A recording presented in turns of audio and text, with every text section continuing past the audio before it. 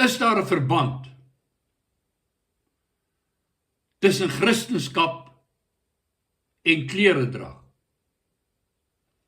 Die vraag is aan my gevra deur die paneel wat my moes goedkeur of afkeer vir die volkshuis se bediening en ordening.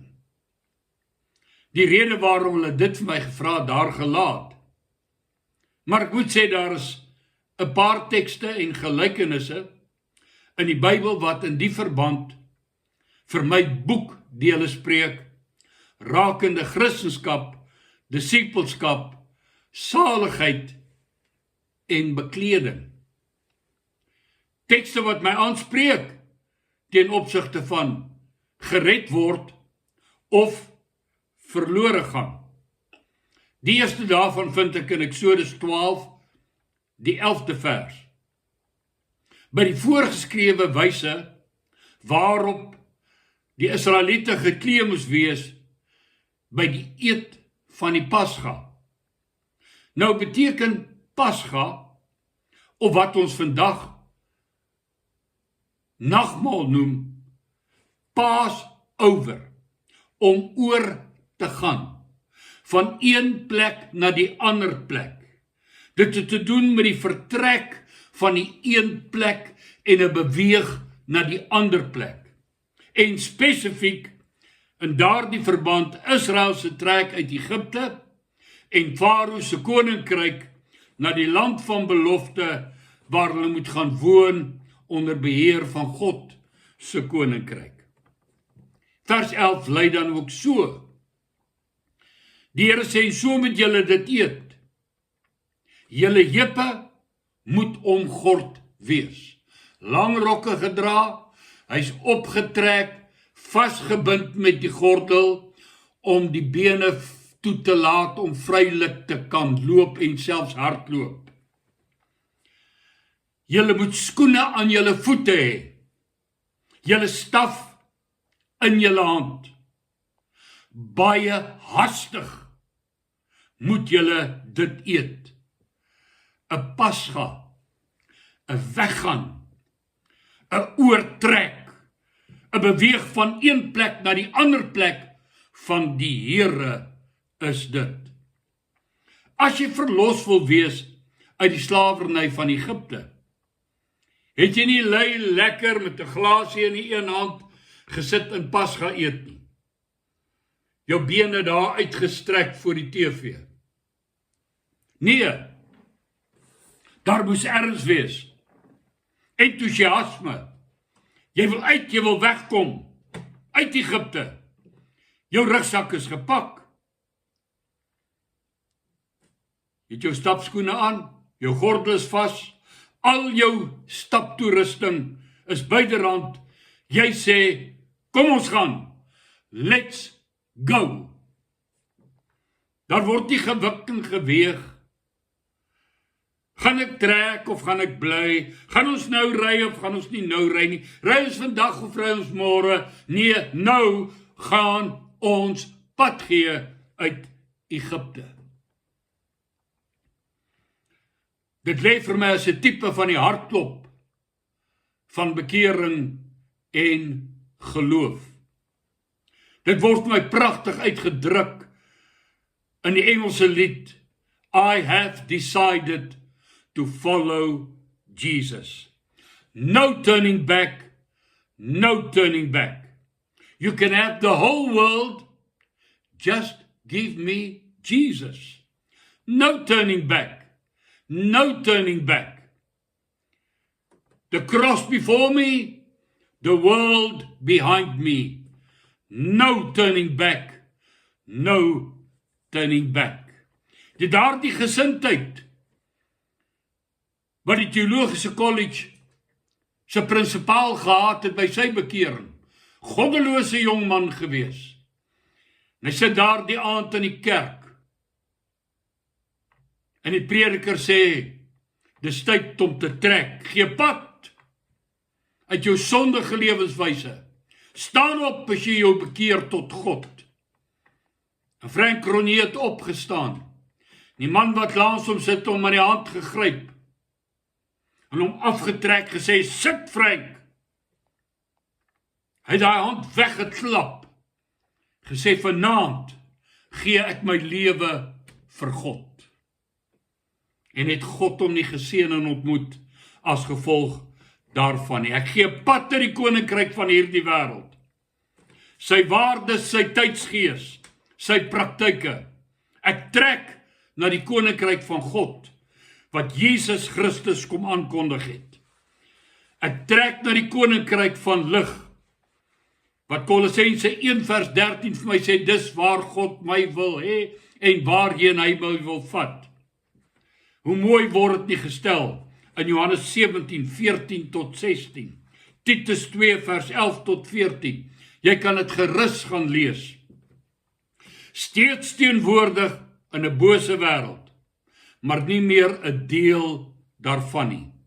Geestelik uitgestap, pad gegee aan die trek. Ek gaan weg daarvan. In Hebreërs 11 vers 1 tot 40 word hierdie in detail uitgebeeld. Hier lees jy van ware Christendom, ware disippelskap, ware geloof, nie wat dit die ou vertel wat God vertrou vir 'n jet met jou geld nie. Hy leer jou nie geloof nie. Hebreërs 11, 1 tot 40 leer jou geloof. Jy het gekies. Jy vertrou God. Jy's aan die trek na die plek waar hy jou wil hê. As ek Hebreërs 11 lees, wil ek saam sê, ek is 'n vreemdeling op aarde, slegs 'n bywoner, verbyganger. Ek sien van ver 'n Godstad en ek groet dit. Ek kom, Here, ek kom. Iemand vra my eendag wat my titel is. Is dit pastoor of dominee of rabbi of vader of biskop of reverend of wat se wat? Ek sê ek lei nie aan titleitis nie. Ek verkies dit wat hier staan in Hebreërs 11. Ek is 'n vreemdeling. Ek's 'n peregrino, soos die Spanjaarde sê, net 'n verbyganger, ek loop net hier verby. Ek's nie deel van die plek nie, ek behoort aan die plek nie, ek het die burgerskap nie, my burgerskap is in die hemel, van waar ek Christus as verlosser verwag. Beklee om te trek. Die tweede kledingstuk wat my diep raak, is die een in Matteus 22:11. En toe die koning ingaan om na die gaste by die bruilofsfees te kyk, sien hy daar iemand wat nie 'n bruilofskleed aan het nie. En hy vra vir hom, meneer, hoe het jy hier ingekom sonder 'n bruilofskleed? En die een sonder die bruilofskleed word uitgewerp in die buitenste duisternis, waar daar geween en 'n geknars van tande sal wees. Jy sien die gebruik in daardie tyd, wat as die koning jou nooi na sy dogter se troue, na sy feesmaal, na sy bruilofspartytjie, dan het hy vir elke genooide die klere voorsien. Hy het daarvoor betaal, hy het dit aan jou gegee. Net soos die tradisionele gebruik, wat daar was, is besig om te verdwyn, dat die familie van die bruid betaal vir die klere van die blommemeisies. Hulle koop die rok vir die bruid, hulle koop die klere vir die blommemeisies, en so aan die ander kant die van die bruidegom en sy vriende. Jy het nie daar aangekom met jou eie kleertjies nie. Maak nie saak hoe smart jy dit gedink het of gesê, dit is mooi. Sonder die bruilofskleed wat deur hom voorsien is, die koning, was dit 'n uiterste belediging vir die koning, omdat jy jou eie kleed bo die een wat hy voorsien het, verkies het, en daar wil kom wys. Vir een dink ek dat sonder die Pasga gesindheid, jy ook nie die bruilofskleed sal dra nie. Dis dalk waarom jy beveel word om ondersoek na jouself in te stel voor jy die nagmaal gebruik, sodat jy nie 'n oordeel oor jouself drink nie. 1 Korintiërs 11:17-29 lees ek die gedrag en houdings en verhoudings wat nie spreek van iemand sterk op reis na God se beloofde land nie, bring oordeel oor ons.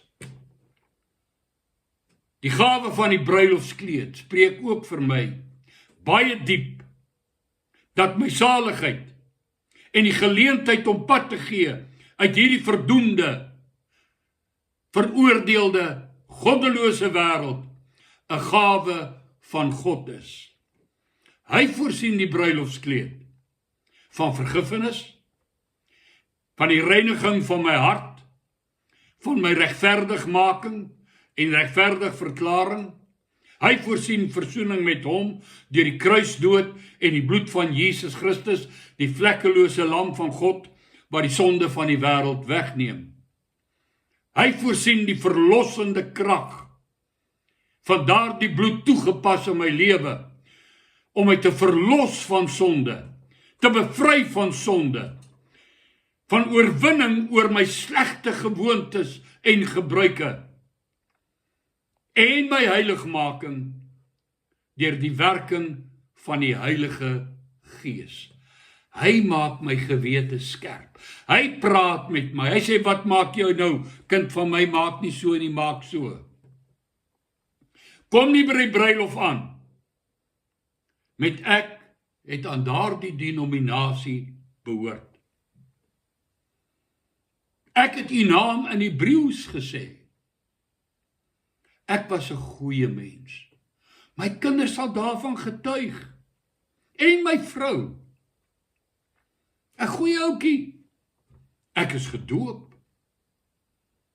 Ek is deur die sonnaarskool, ek's gekatkeseer, ek's aangeneem, voorgestel. Ek is groot gedoop. Ek het baie bygedra vir ons gemeente. Ek het deelgeneem, ek is op die kerkraad. Of ek's 'n predikant. Ek's 'n profeet. Ek's 'n apostel. Ek was 'n leraar. Ek was 'n dokter in teologie. Ek het gereeld kerk toe gegaan. Ek het die Sabbat gehou. Of jy dit nou Saterdag of Sondag probeer hou.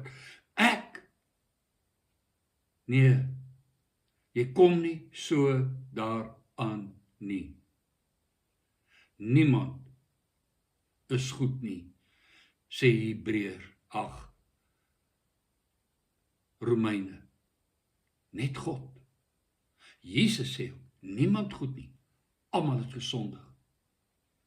Ek kom daaraan, met wat God aan my voorsien in Jesus Christus.